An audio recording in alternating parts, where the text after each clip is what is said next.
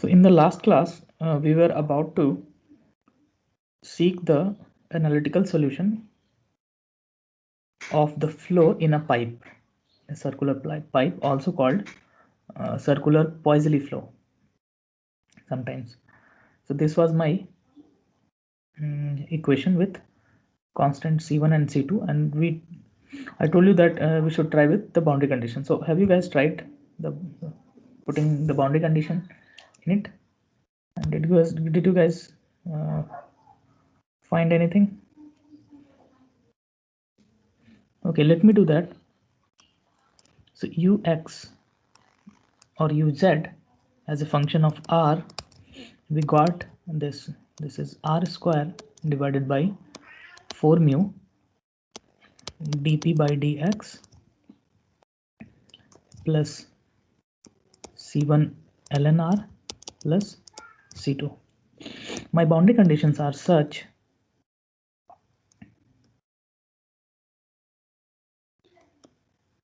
this is my x, this is my radial direction, any r direction, and this would be my theta direction. So at r is equal to 0, things are here, and r is equal to a, things are at the circumference anywhere. Okay, this is axisymmetric sort of thing. So at r is equal to a, I know that at r is equal to a, your ux must be 0. But r is equal to 0, we know that things, the value will be there, but it will be have some non-zero value. That is the catch. Okay, if we put r over here, r0, let's suppose I am applying at r is equal to 0. So this should have some finite value. Some finite value is equal to, this is 0 plus c1 ln 0 plus c2. Okay, and this makes this particular term singular. We don't want things to be singular.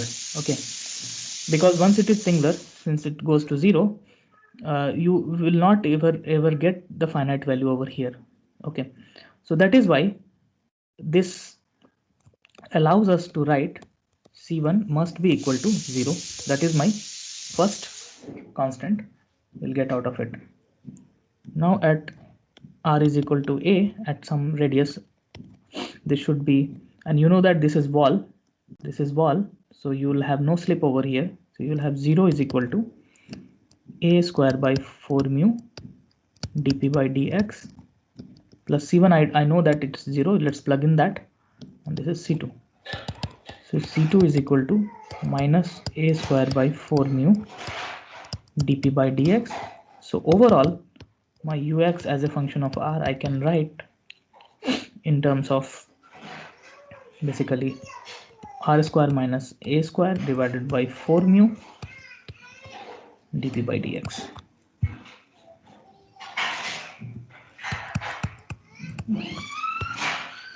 This is again, you can see that your function is parabolic in nature, and if you draw in Cartesian in the cylindrical coordinate system, you will get something at this location. You will get something like this. So essentially, it will be a paraboloid sort of thing, right? In 3 dimension, it will be paraboloid sort of.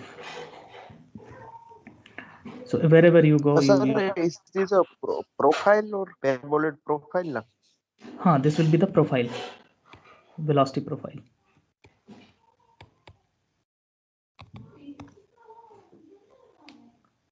Okay, and similarly, you can actually talk your shear stresses that are acting to x at x phase in r direction. You can actually think of shear stresses in this manner: dou ur by dou x plus dou u by dou r. You can actually go through it. I will not go into the details of which. Let me Let me save that. I may lose.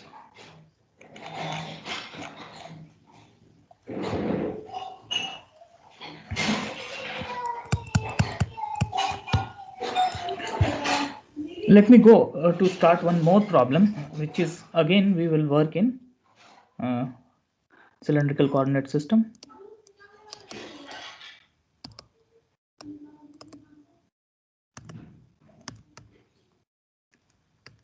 And here also we will be able to find the exact solution or the analytical solution out of it. So the flow scenario is such that there is a steady flow between concentric cylinders. So there are two cylinders. So essentially there are two cylinders. So this is one cylinder, let's suppose, and inside one is also one more cylinder is there concentrically.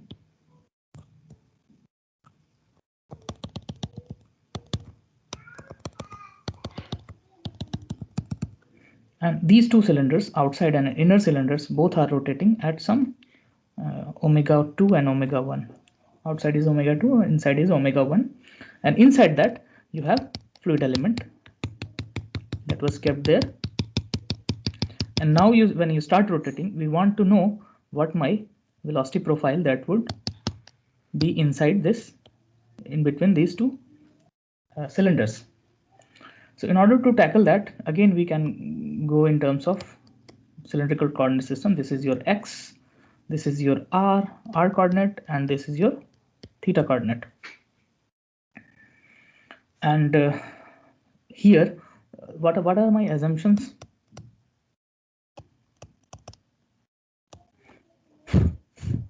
So my assumptions are,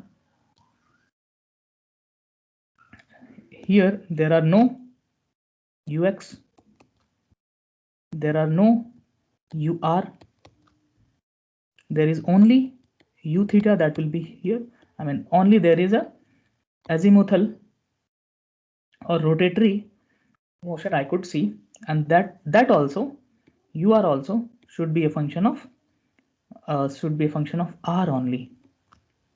Okay, and it will not be a function of x because it will be fully developed. So this will not be a function of x.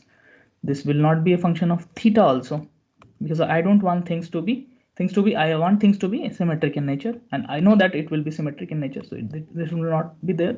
The only thing is you will have u theta component over here, and u theta also will be a function of r. So basing I'm stating these assumptions. Also the steadiness has achieved.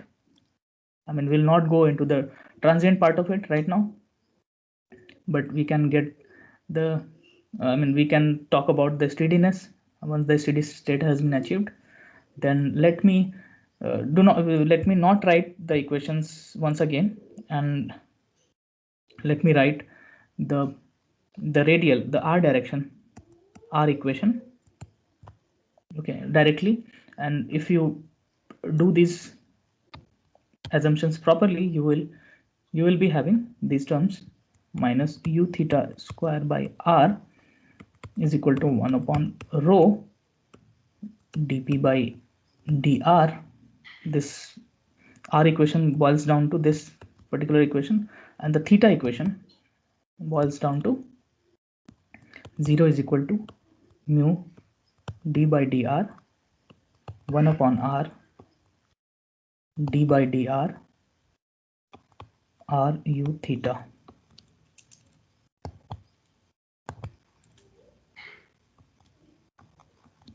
Okay, these are the two equations that you will get finally.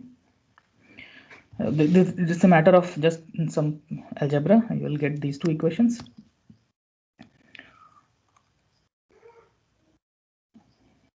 So we can see over here, so this term sitting over here is nothing but, so remember something called centrifugal forces.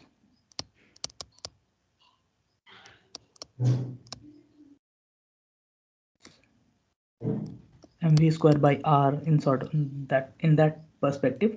So this is something u theta square by r. So this is equivalent to, not equivalent, this is exactly the centrifugal force. So that the pressure, radial change in pressure radially outward will be given by the centrifugal forces that are acting there. And this is your from here, while integrating twice this equation, we may get something like this. So this is mu d by dr 1 upon r d by dr ru theta is equal to 0. This mu goes, so 1 upon r d by dr ru theta must be equal to some constant. Let's suppose this is my a. Now I can write d by dr ru theta is equal to ar.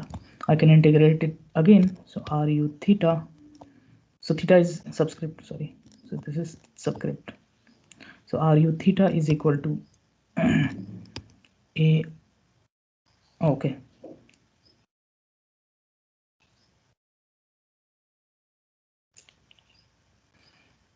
so this, am I doing something wrong? No, fine. Ru theta is equal to a square by 2, r goes away, plus b. Did I have I done something wrong? Let me do that again. Okay, so this, so far so good. So let's integrate again. Okay, so dr goes there, so this is r u theta is equal to ar square by 2 plus b. Thank you. So u theta is equal to ar by 2 plus br. So basically this I could write a dash, a dash, a dash, and a dash by 2 I can write, actually u theta a dash by 2 I can write a. So this is in the form of ar plus b by r, sorry, this will be divided by r, so this is by b by r. Okay, this is the equation you may get. Okay, and now what are your boundary conditions? In order to seek these constants, you will have boundary conditions. So boundary condition 1 is your outer cylinder is rotating with omega 2 at capital R, and inner cylinder is rotating at omega 1 at small at, so this is at r2, this is at r1. Okay, so we can apply the boundary condition as u theta velocity. Okay, basically the theta azimuthal velocity is equal to omega 2 r2 at r is equal to r2, and theta is omega 1 r1 at r is equal to r1. These are two boundary conditions, and which is well posed. When we substitute it here, you will get finally these terms. Okay, a and b values this, and the final expression you could I will write it here, u theta as a function of r, you will get 1 upon this is a long expression, r1 by r2 square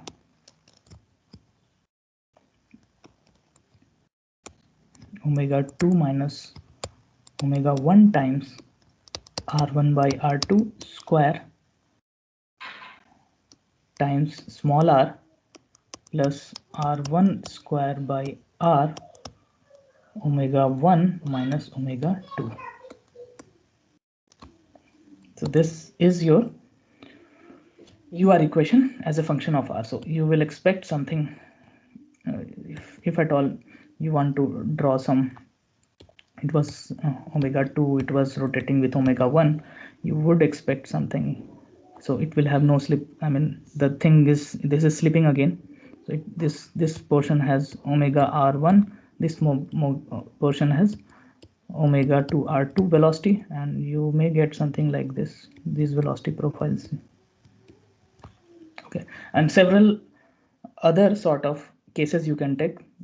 One time you may take this as 0, another time you may take this as 0, so you will have several sets of cases.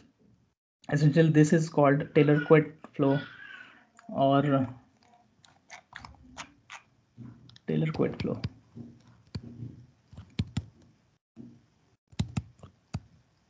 flows, also sometimes called.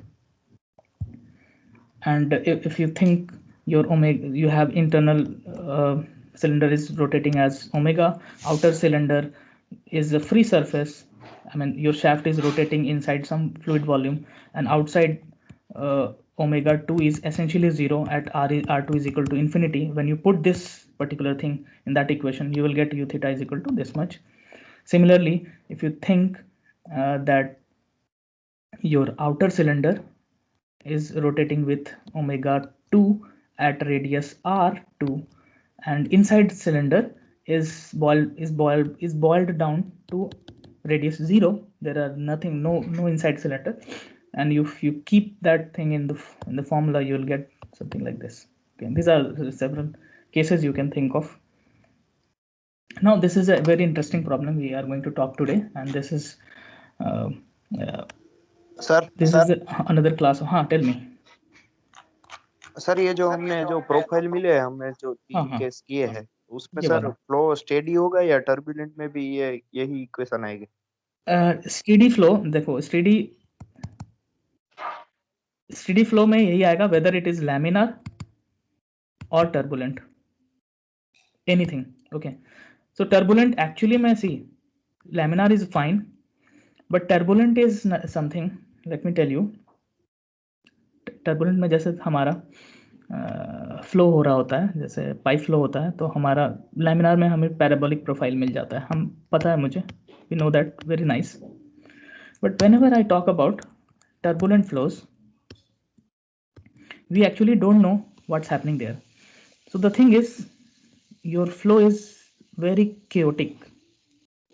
I don't know, maybe, but the thing is, statistically we will do an assumption, some sort of assumption, and we think that it is more flatter and it looks like something like this, although in reality it's not, but hypothetically we can actually assume.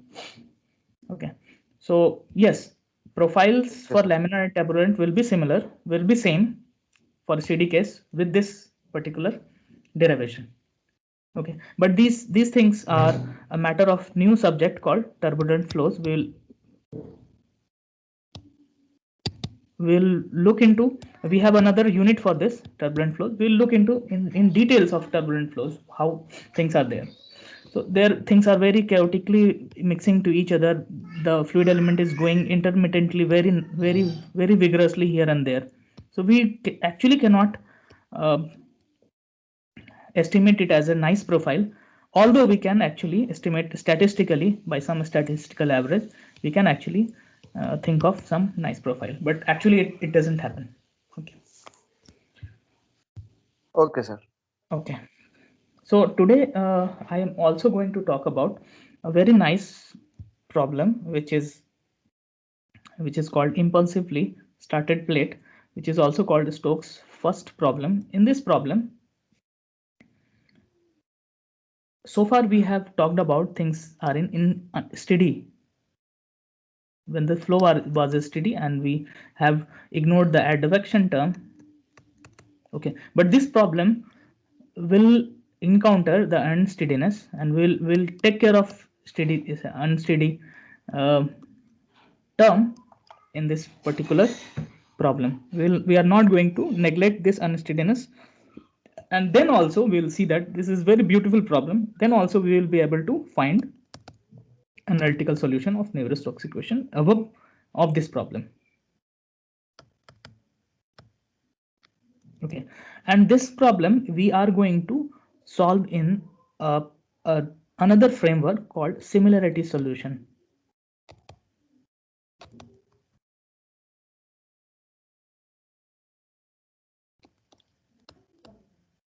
Similarity solution, and we'll see what it is in the due slides. So let us first pose our problem. How does this problem look like? So in this problem, you have infinite fluid, infinite, or probably you can say semi-infinite. So it's infinitely above. I mean, it's infinite above, and below you have a plate which you start pulling vigorously or impulsively with some velocity u. Okay, in Taylor-Coed flow, you have the bounded flow. Here the things are not bounded. Okay, and then we want to seek the velocity profile that I may encounter in this sort of scenario. Okay, and this problem is called Stokes first problem as well. Okay, let us take few assumptions here.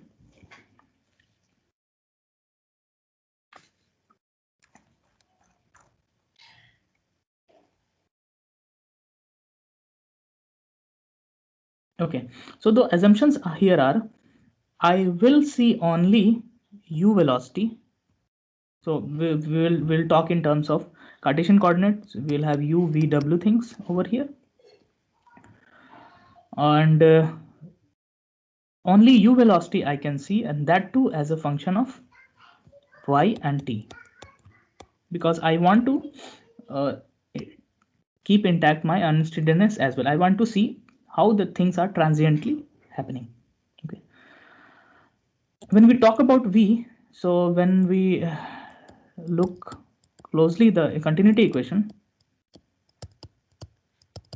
so this in the two-dimensional form, continuity equation reads this. So since u is only a function of y, so this goes away. I mean, things are not changing with x, I believe. So then your v will not be changing with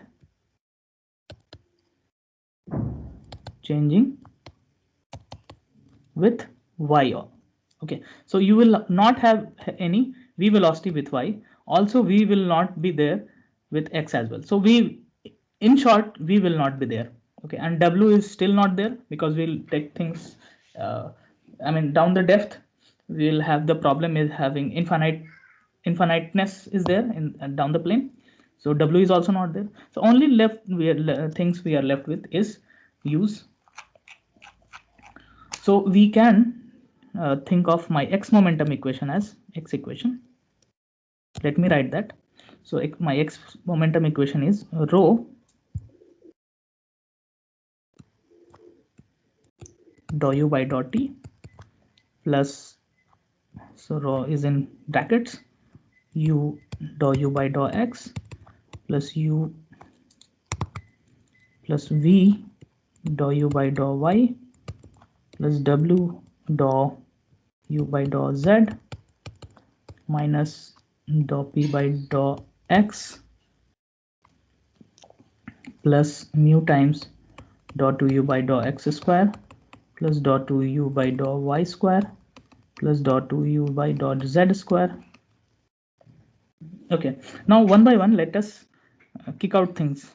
So u as a function of x is not here because of this term goes to 0.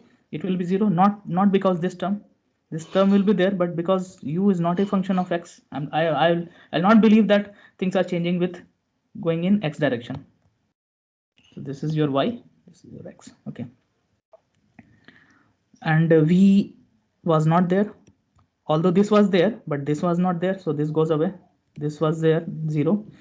U double derivative will also not be there, double z will also not be there.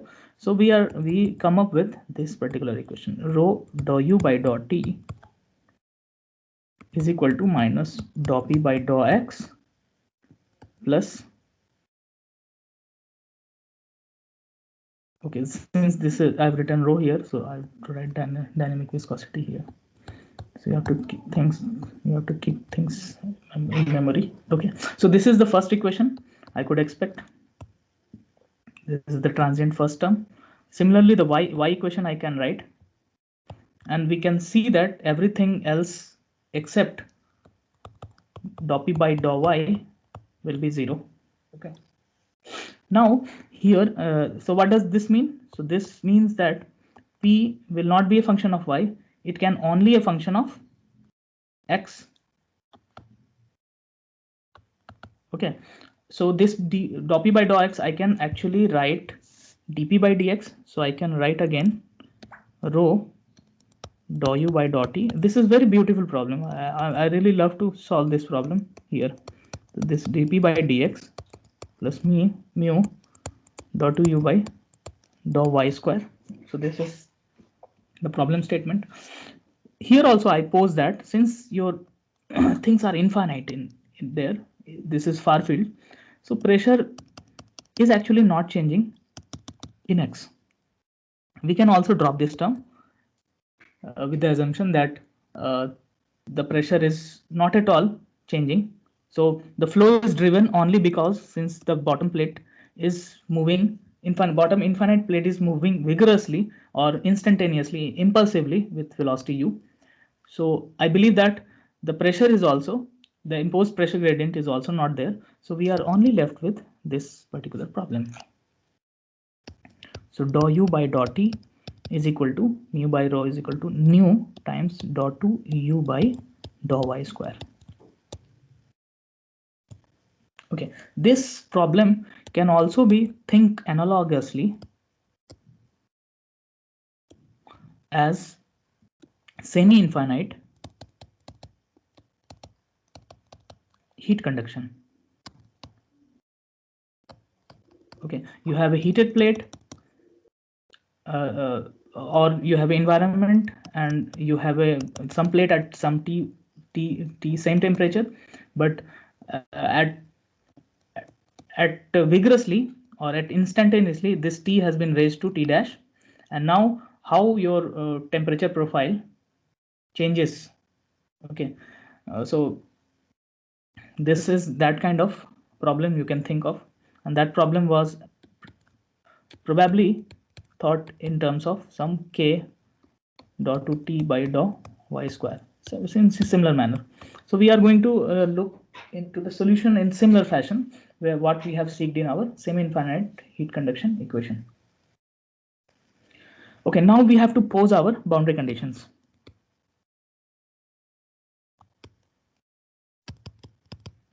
So our boundary conditions are u at all y's, u at all y's at initial time must be equal to 0, but u at y is equal to 0 at all the time you will have some velocity capital U. Okay, this is your initial condition. So you have first order in time and second order in space. So you need one boundary condition in time and two boundary conditions in space. So this is your initial condition. This is your boundary condition. First boundary condition. Second boundary condition is u at infinity above at all the time must be equal to 0. I know that since things are infinite, so the dissipation, viscous dissipation will not reach anytime soon. So your profile would look, it will start something like this vigorously. After time t, you will have something like this. After that, okay, you expect something like this with increasing t. The beauty of the similarity solution. Now we are going to solve this particular equation in the framework of similarity solution.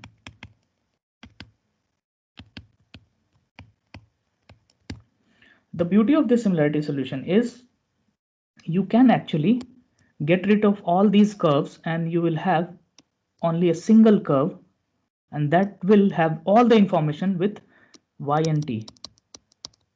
Only single line curve, only single curve may tell you the information of all the time steps.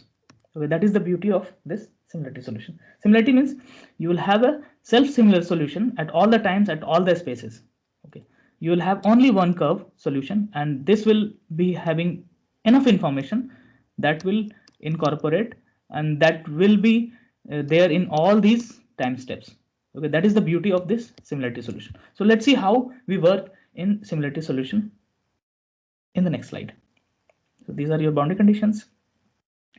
So in similarity solution approach, what we do is first we non-dimensionalize things. Step 1.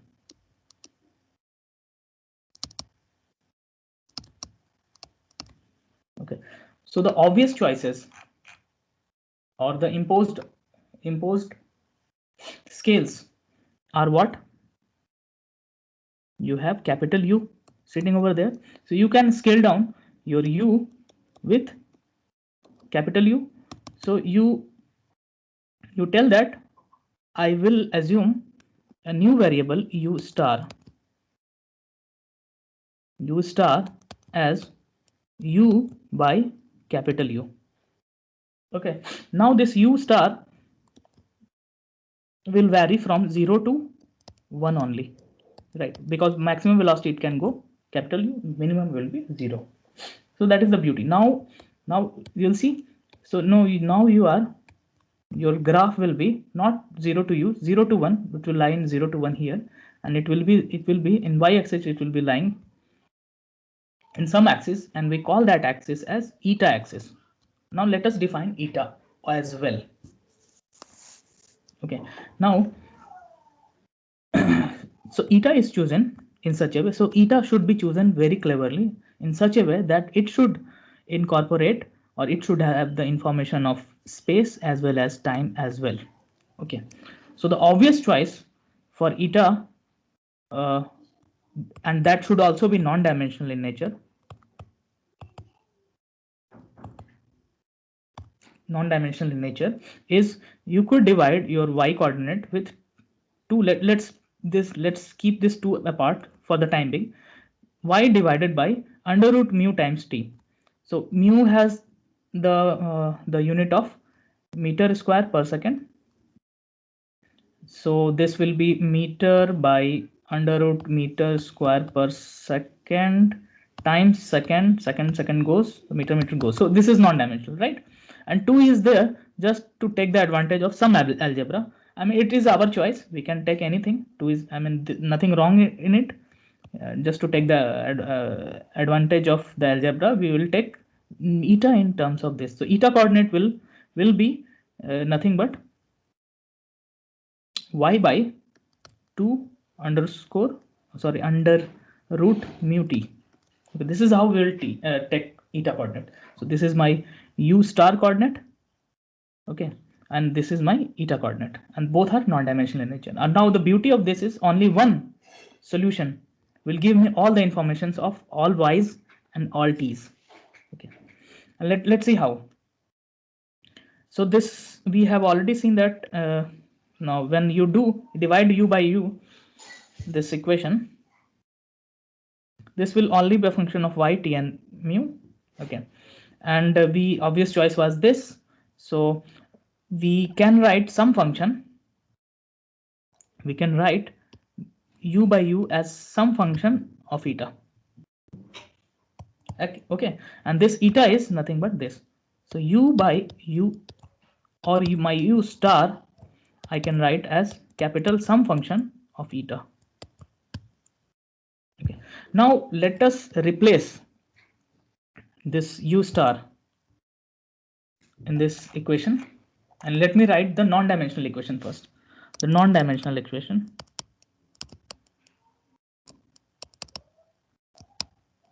because we will work in non-dimensionally. So I will write u star by dot t is equal to mu times dot 2 u star by dot y square. Okay, where the boundary conditions are non-dimensionalized boundary condition are u star y comma 0 must be equal to 0, u star 0 comma t must be equal to 1. Now this is not capital U because I have non-dimensionalized with capital U. U star at infinite times and t is equal to 0. So with this we can actually proceed. Okay, now we have also assumed that your u star is some function of eta, and where eta I have told that I will take y by 2 times mu times t. Okay, this is your, now u star I will substitute it here and here's also. And let's see, let's write everything in terms of, let us write everything in terms of capital F. Okay, can we write that? Yes. So dou u star by dot t, can I write dou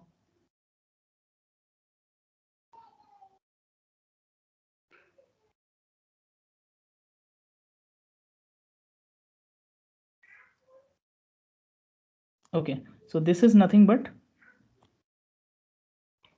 okay, so what I'm going to do is I'm going to write my usual ut, the u by dot t. So the usual ut, so this is your u by capital U.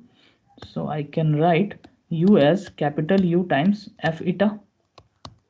Okay, now dou u by dot t, I can write u is the constant thing, and this is dou f eta by dou t, and I can again write dou f eta by dou eta and dou eta by dou t. Chain rule, I can do that. Okay, and when I apply the chain rule, what is my eta? Eta is y by 2 mu t. When I apply dou eta by dot t, I will get something, and I'll write it here finally. So I will get minus of u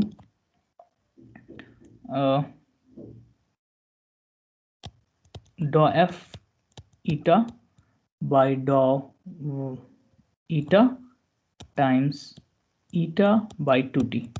This is what I get. Similarly, I can do dou u by dou y, and finally I will get capital U dou f eta by dou eta 1 upon 2 times mu t. Similarly, if I do double derivative, because I need double derivative here, so I may skip this. I can write directly as capital U by 4 mu t dou 2f eta by dou eta square. Okay, now you have these things in your hand, and if we can substitute, we can have this, so we can substitute it back into this. We will get actually things in terms of f only. Now my PDEs, partial differential equations, are converted. That is the beauty, converted to ODE, ordinary differential equation. So this reads as minus 2 eta dou f eta by dou eta is equal to dou 2f eta by dou eta square. Okay, with the boundary conditions. Now boundary conditions are also written in terms of f's. Okay, so what is your f? So if you put things cleverly, u star or u in terms of f, you will get f infinity is equal to 0 and f0 is equal to 1. Okay, with these two boundary conditions, and you have second order ODE, and you have two boundary conditions. With these two, we can actually think of solving this problem very easily. How? Let us see how. So this is your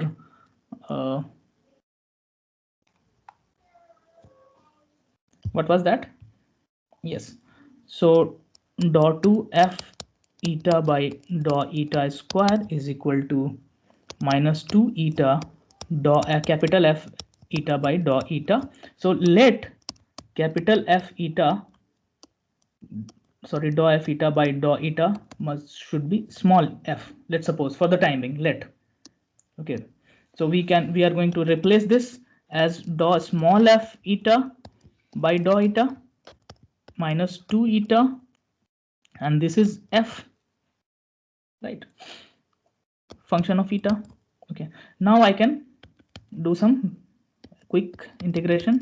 Df eta by f eta integrate 2 eta d eta integrate minus, so this is nothing but ln small f eta is equal to 2 eta square by 2, so 2 goes away, so minus eta square plus some constant c1. Okay, oh okay, basically this f eta is, now I'll replace small f eta by capital F eta, so ln, so this is dou capital F eta by d eta must be equal to minus eta square plus c1. Okay, so now df capital F eta by d eta is nothing but e to the power minus eta square and some constant. So some constant, I'll call this a here. Okay, now I can peacefully write f eta as integration of e minus eta square d eta plus some b, and this is very strong equation, and this goes from, so obviously this integral will be evaluated at from 0 to eta. Okay, now we will take some advantage. Okay, and we have of the boundary conditions. So we have the boundary conditions. Boundary condition 1 is f infinity is equal to 0. So let us put it over here. So f infinity, if I put, so f infinity is equal to 0 is equal to 0 to infinity a. So a I will put outside, e to the power minus eta square d eta plus b, and second boundary condition f0 is equal to 1, I'll put it here, f0 is equal to 1 is equal to a 0 to 0 e to the power minus eta square d eta plus b. So this term goes away, 0. So your b is equal to 1. You got one constant, you put it here, and you now write your f eta. Now your f eta is equal to a times 0 to